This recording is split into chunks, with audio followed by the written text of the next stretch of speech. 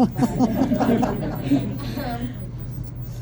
honestly recently learned about all of this history through the process of like making this book with him.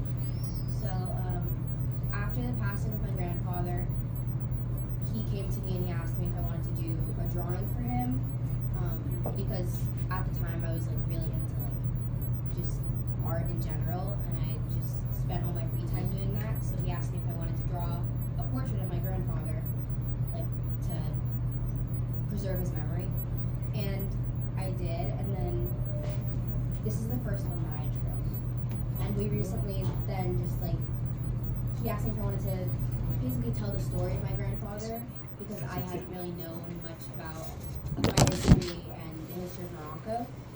And so he gave me pictures and drawings, and he sent me a lot of pictures, and I kind of just copied them into my own style and pulling styles from other artists that he showed. And so doing that, we kind of just like told the story of my grandfather and how he traveled across Morocco.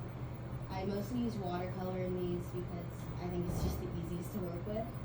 And yeah, I think that's it.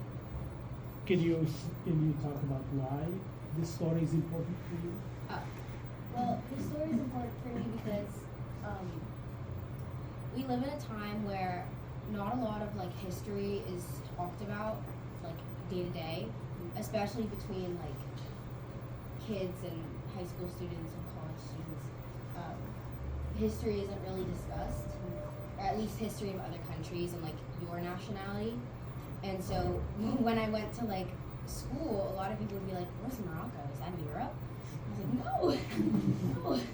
So I think it's important to share your family's perspective and your perspective, and just to get that story out there, because life is so fleeting and you never really know when these stories aren't going to be preserved. And honestly, we just have to like remember these stories and everybody's like personal life experiences so that we can move forward as society.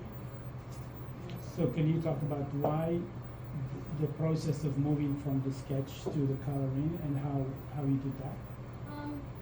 So you just sketch it out and then you line it, and I mix my own colors because I think it just gives like more of like, because you have cool palettes and warm palettes, and if you mix them both together it kind of throws off the whole thing.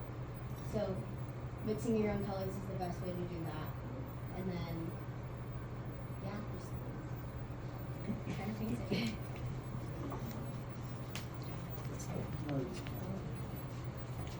So you can, if you have more questions for Maggie when during the Q&A,